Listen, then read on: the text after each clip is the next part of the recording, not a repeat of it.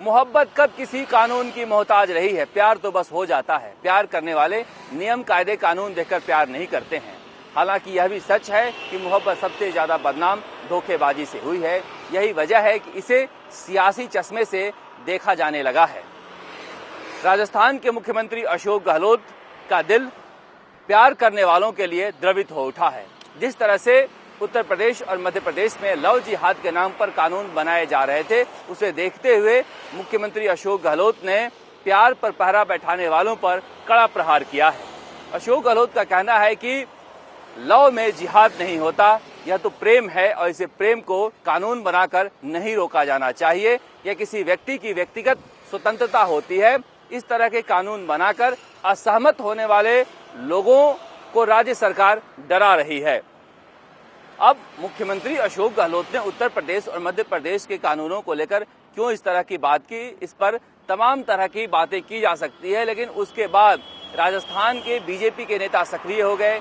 जो केंद्रीय मंत्री है गजेंद्र सिंह, उन्होंने लव जिहाद के ऊपर कहा कि यह लव नहीं, यह जिहाद है। धोखे देकर दूसरे धर्म के लोग हिंदू लड़कियों को फंसाते हैं, उनसे शादी करते हैं। इसके खिलाफ राजस्थान में भी कानून होना चाहिए। तमाम बीजेपी के जो प्रदेश अध्यक्ष हैं, सतीश पूनिया हैं, वासुदेव देवनानी हैं, सारे के सारे लोग लव जिहाद के खिलाफ राजस्थान में कानून बनाने की मांग करने लगे। उधर जो कानून मंत्री हैं शांति धारीवाल, उनका कहना है कि एक धर्म को प्रताड़ित करने के लिए इस तरह का कानून दूसरे राज्यों में बनाया जा रहा है।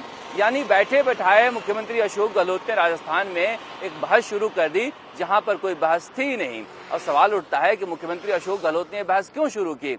कई लोगों का कहना है कि जिस तरह से लव जिहाद को लेकर बीजेपी हमलावर थी, कांग्रेस के कोई भी नेता इस मामले पर बोल नहीं रहा था। और जो मुस्लिम समुदाय में एक भावना घर करती जा रही है कि कांग्रेस का कोई भी नेता हमारे पक्ष में खड़ा नहीं होता है, और जिसका नुकसान कांग्रेस को बिहार चुनाव में हुआ है, उसे देखते हुए शायद मुख्यमंत्री अशोक गहलोत ने मुसलमानों के पक्ष में खड़ा होने के लिए इस तरह का ट्वीट किया है।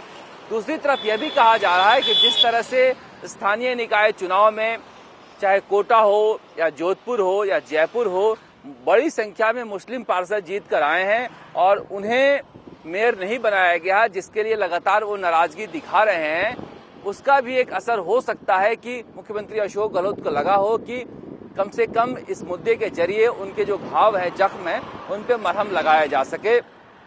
लेकिन कांग्रेस के अंदर एक अलग तरह की बेचैनी है। बेचैनी इस बात को लेकर है कि क्या ऐसे मुद्दों पर हम बीजेपी के हाथ में खेलें या फिर अपना स्टैंड क्लियर करके रखें कि हमें इन मुद्दों से कोई लेना देना नहीं है। क्योंकि एक तरफ मुसलमान समझते हैं कि कांग्रेस जो है बीजेपी से मुकाबले के लिए सॉफ्ट हिंदुत्व के रास्ते पर जा रही है। दूसरी तरफ कांग्रेसियों को लगता है कि हिंदुओं में एक भावना घर करती जा रही है कि ये मुसलमानों के पक्ष में ज्यादा बोलते हैं।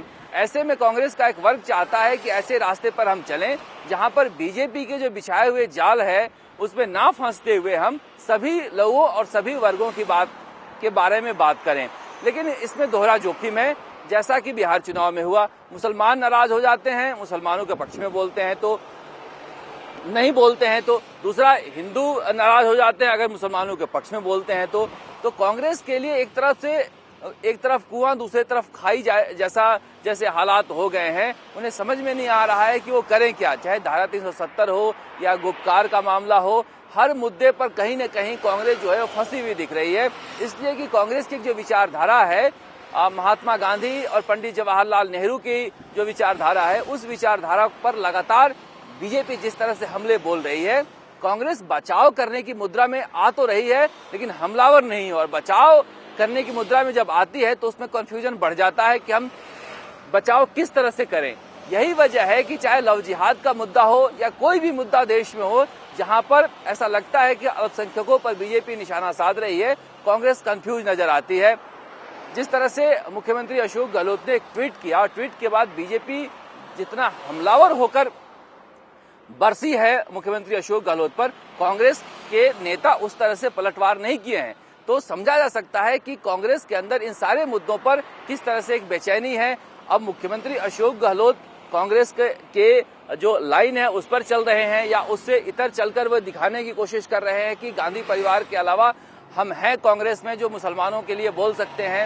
इन सारी बातों को लेकर कयास इसलिए लगाया जा रहा है कि एक तरफ यहाँ पर जो है कोरोना के खिलाफ जिहाद छेड़ने का जो मामला है राजस्थान में, उस तरह के हालात पैदा हो गए हैं। दूसरी तरफ लव जिहाद का मामला शुरू कर दिया गया है, यानी जो प्रायोरिटी है राजस्थान को लेकर वो कहीं न कहीं शिफ्ट होता नजर आ रहा है। इसीलिए इस तरह के सवाल उठ रहे हैं कि आखिर मुख्यमंत्री अशोक गहलोत ने राजस्थान के शांत पड़ी राजनीति में इस तरह से लव जिहाद का कंकर क्यों मारा है। राजस्थान तक के लिए जयपुर से शरद कुमार।